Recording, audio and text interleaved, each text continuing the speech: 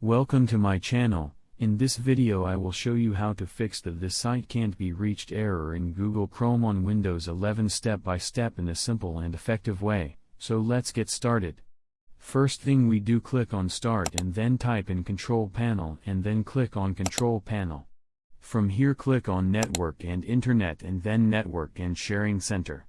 Now from here click on your active connection like Wi-Fi or Ethernet and a new window will open. Here click on Properties.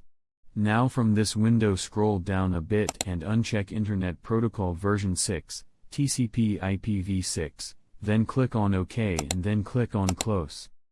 If the problem is still there, you can quickly restart your computer or reconnect your internet, which helps refresh the network settings. In most cases, this method works because IPv6 can sometimes create conflicts with certain networks, and disabling it restores proper connectivity. This is one of the easiest and fastest fixes you can try without installing anything extra. So that's it. If you like this video then like, subscribe and press the bell icon for updates.